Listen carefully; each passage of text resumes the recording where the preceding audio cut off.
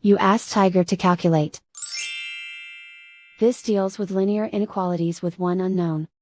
The final result is x plus 8 over x greater than -1. Let's solve it step by step. Group all constants on the right side of the inequality. Subtract 2 from both sides.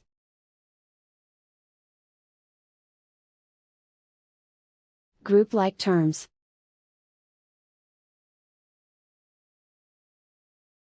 Simplify the arithmetic.